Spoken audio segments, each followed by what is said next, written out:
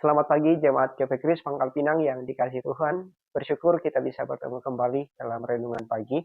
Sebelum kita mendengarkan renungan pagi bersama-sama, mari kita bersatu dalam doa. Kita berdoa. Bapa di surga, kami bersyukur untuk anugerah-Mu bagi kami atas penyertaan Tuhan sepanjang malam sehingga kami boleh menikmati hari yang baru. Saat ini Tuhan, kami jemaat-Mu GP Kris Pangkal Pinang ingin merenungkan firman Tuhan untuk boleh menjadi pedoman bagi kehidupan kami. Pimpin dan sertai perenungan pagi ini, sehingga seluruh perenungan firman-Mu boleh tertanam baik dalam hati kami. Di dalam nama Tuhan Yesus Kristus, Sang Firman yang hidup, kami berdoa kepada Bapa di surga. Amin. Renungan firman Tuhan hari ini saya ambil dari surat Filemon pasal 1 ayat 15 dan ayatnya yang ke-16. Saya akan bacakan kepada jemaat sekalian. Firman Tuhan berkata, "Sebab mungkin karena itulah dia dipisahkan sejenak daripadamu, supaya engkau dapat menerimanya untuk selama-lamanya. Bukan lagi sebagai hamba, melainkan lebih daripada hamba, yaitu sebagai saudara yang kekasih. Bagiku sudah demikian, apalagi bagimu, baik secara manusia maupun di dalam Tuhan." Amin. Tema renungan firman Tuhan hari ini saya berikan judul, "Terimalah dia sebagai saudara yang kekasih." Jemaat yang dikasihi Tuhan, surat Filemon ini tampak kecil, hanya satu pasal saja. Tapi ketika kita membaca secara dalam, ternyata di dalamnya tersimpan salah satu gambaran yang paling indah daripada Injil, yaitu bagaimana Kristus mengubah hati manusia dan memulihkan relasi yang rusak. Bapak Ibu, bayangkan seorang budak itu melarikan diri. Ia mencuri kepercayaan tuannya. Kemudian ia juga melanggar hukum Romawi pada waktu itu. Dan ia layak dihukum, bahkan layak dihukum mati. Tapi Paulus, ketika Onesimus melakukan hal ini kepada Filemon, Paulus ternyata tidak mengutuk tindakan Onesimus ini. Ia tidak menuntut hukuman mati, tetapi justru menulis kalimat yang baru kita baca ini kepada Filemon bahwa terimalah dia sebagai saudara yang kekasih. Saudara yang saya kasihi dalam Tuhan, dalam renungan pagi ini, ada dua hal yang perlu kita pelajari dan renungkan, khususnya terkait dengan tema terimalah dia sebagai saudara yang kekasih. Hal yang pertama yang perlu kita renungkan dalam bacaan hari ini ada di dalam ayat 15. Bahwa ternyata Allah berdaulat di balik peristiwa yang menyakitkan. Perhatikan di ayat 15, Paulus berkata kepada Filemon seperti ini. Mungkin karena itulah dia dipisahkan darimu seketika, supaya engkau dapat memilikinya kembali untuk selama-lamanya. Di sini Paulus tidak berkata kepada Filemon, Onesimus sudah melarikan diri darimu. Tidak. Tapi ia berkata kepada Filemon, dipisahkan. Nah, kata dipisahkan di sini itu perlu sekali kita garis bawahi. Kata dipisahkan dalam bahasa Yunani yang digunakan di sini dalam bentuk passive divine. Maksudnya passive divine itu adalah bahwa Allah yang bekerja di balik peristiwa itu. Dan ini berarti bahwa pelarian Onesimus itu bukan kebetulan, juga bukan kecelakaan, tetapi Allah mengizinkan pelarian itu dengan maksud yang kudus. Tentu pelarian Onesimus ini bukan menjadi pembenaran dosa. Onesimus tetap bersalah. Ia melanggar hukum. Ia sudah mengecewakan tuannya. Tapi Tuhan di dalam kedaulatannya mengubahkan kejahatan menjadi kebaikan. Ia memakai bahkan dosa manusia untuk membawa perubahan dan keselamatan. Dan ini kita juga bisa temukan di dalam Kejadian pasal 50 ayat 20. Ketika Yusuf berkata kepada saudara-saudaranya, kamu memang mereka-rekakan yang jahat terhadap aku, tetapi Allah telah mereka-rekakannya untuk kebaikan. Nah, demikian pun di sini, dalam pelarian Onesimus yang tampak sebagai kegagalan, tampak sebagai suatu kejahatan, ternyata Allah mengubahnya menjadi jalan pertobatan bagi Onesimus menuju kepada Kristus. Dan dalam hal ini, Paulus melihat tangan Allah bekerja di balik peristiwa yang pahit ini. Dan inilah iman sejati yang nampak di dalam ayat 15. Bahwa orang yang beriman selalu melihat peristiwa dari kacamata kasih karunia Tuhan. Bahkan termasuk hal-hal yang menyakitkan dan mengecewakan. Dan ini penting kita renungkan Bapak Ibu. Karena di dalam situasi yang menyakitkan, kita seringkali bertanya seperti ini. Mengapa Tuhan mengizinkan ini terjadi? Tapi hari ini Paulus mengajarkan kita untuk berkata, bahwa mungkin sedang Tuhan mengajarkan sesuatu yang besar bagiku ketika saya mengalami penderitaan. Nah, ini poin yang pertama yang kita perlu renungkan dari bacaan kita, bahwa Allah ternyata berdaulat di dalam segala situasi. Hal yang kedua yang perlu kita renungkan dari bacaan kita dari ayat 16, bahwa anugerah Kristus menghancurkan tembok pemisah. Di dalam ayat 12 ini, ada dua hal yang perlu kita garis bawahi. Hal yang pertama itu di dalam ayatnya 16a. Di dalam ayat 16a, Paulus berkata kepada Filemon seperti ini. Bukan lagi sebagai hamba, melainkan lebih daripada hamba, yaitu sebagai saudara yang kekasih. Di sini Paulus tidak meminta Filemon untuk memaafkan Onesimus lalu menghukumnya. Tidak. Paulus tidak berkata terima dia kembali sebagai budak yang patuh. Juga tidak.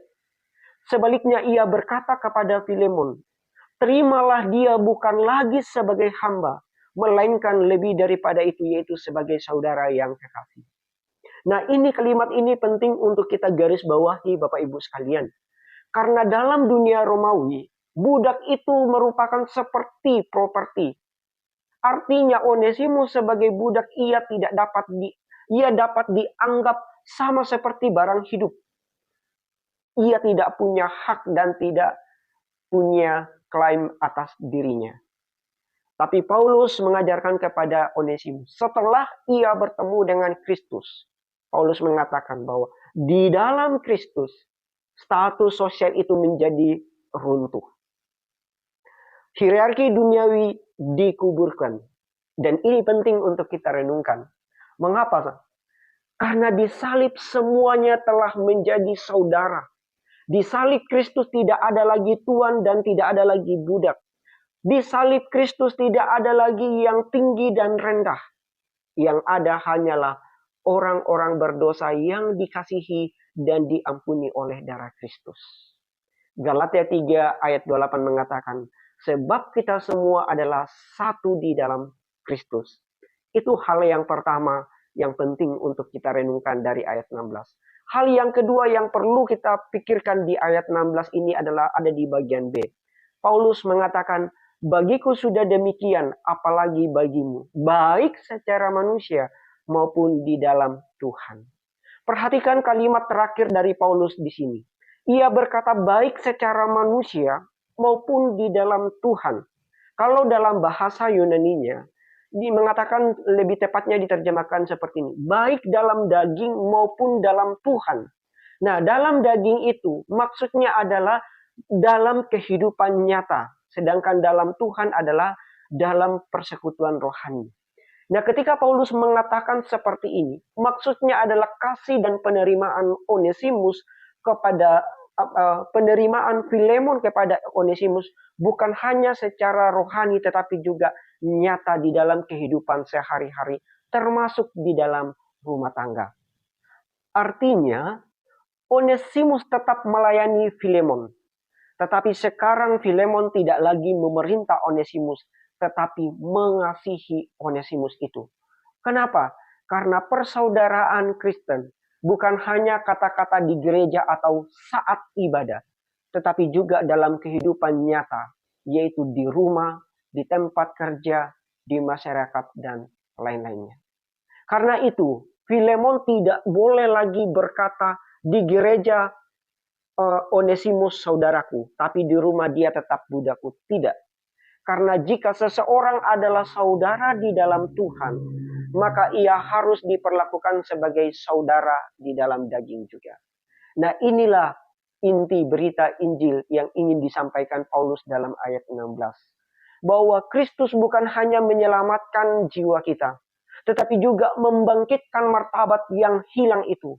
memulihkan manusia berdosa menjadi anak Allah yang dikasihi. Ia mempersatukan yang terpisah, bahkan menciptakan persekutuan yang kudus dan abadi, yaitu persekutuan yang tidak mengenal sekat, di mana yang paling hina sekalipun akan disebut sebagai saudara yang kekasih. Jemaat GP Kris Pangkal Pinang yang saya kasihi, Filemon dipanggil untuk merendahkan diri. Demikian juga kita. Sebagai tuan, Filemon harus melepaskan haknya atas Onesimus. Filemon sebagai korban, ia harus mengampuni budaknya yang telah melarikan diri. Tentu ini bukan hal yang mudah bagi Filemon dan juga bagi kita. Tapi firman Tuhan mengingatkan kita bahwa inilah gambaran Kristus. Ia yang dalam rupa Allah mau mengosongkan dirinya dan menjadi hamba. Ini penting untuk kita renungkan Bapak Ibu. Karena kita semua pernah menjadi seperti Onesimus. Kita melarikan diri dari Tuhan. Kita tidak berguna dalam pekerjaan dan kerajaan Tuhan. Kita layak untuk dihukum. Tapi Dia, Kristus, datang ke dunia. Ketika Ia datang, Ia tidak menghukum kita. Tapi Ia berkata, aku menerima kamu, bukan sebagai budak, tetapi sebagai saudara yang kekasih. Dan sekarang saya dan Bapak Ibu dipanggil untuk melakukan hal yang sama. Mungkin ada orang yang pernah melukai atau mengkhianati kita. Mungkin ada yang tidak layak untuk dikasihi menurut standar kita. Mungkin ada yang statusnya lebih rendah di pandangan mata kita. Hari ini Injil berkata kepada kita, terimalah dia sebagai saudara yang kekasih. Bukan karena ia layak untuk dikasihi, tidak. Tapi karena Kristus telah menerima kita terlebih dahulu. Yang dahulunya kita adalah budak dosa. Kini kita diterima dan dijadikan sebagai anak-anak Allah yang dikasihi. Inilah kerendahan hati di hadapan Tuhan. Yaitu kita belajar melepaskan hak, belajar mengampuni tanpa syarat, belajar memperlakukan orang-orang berdosa, orang-orang yang menyakiti kita, seperti saudara yang dikasihi. Kiranya firman Tuhan hari ini boleh menyentuh hati kita. Dan kiranya setiap relasi kita, baik dalam keluarga, di gereja, di masyarakat, kiranya kasih Kristus selalu menjadi cermin kasih kita terhadap sesama. Di mana di dalam relasi kita tidak ada lagi kebencian, tidak ada lagi kesombongan, dan tidak ada lagi pandang rendah. Sebaliknya, semuanya menjadi satu keluarga yang saling mengasihi dan menerima di bawah salib Kristus. Kiranya firman Tuhan hari ini boleh mengingatkan kita untuk memandang setiap orang yang ada di sekitar kita menjadi saudara yang kekasih. Amin. Mari kita berdoa. Bapa di surga, kami bersyukur untuk renungan firman Tuhan hari ini. Tuhan, kiranya Engkau menolong kami, sehingga firman-Mu ini Tuhan boleh kami hidupi. Khususnya kami boleh belajar untuk mengampuni, belajar untuk mengasihi orang-orang yang pernah menyakiti kami. Seperti nasihat Paulus kepada Filemon, bahwa terimalah dia sebagai saudara yang dikasihi. Kiranya firman-Mu hari ini Tuhan, boleh mengajarkan kami untuk mendoakan orang-orang yang membenci dan menyakiti kami. Dan juga Tuhan, kami boleh menerima mereka kembali sebagai saudara yang kekasih. Terima kasih Tuhan untuk firman-Mu. Dalam nama Tuhan Yesus kami berdoa. Amin. Ya, terima kasih untuk kebersamaannya. Kiranya firman Tuhan hari ini boleh menguatkan kita semua untuk belajar menerima setiap orang sebagai saudara yang kekasih. Tuhan berkati kita semua. Amin.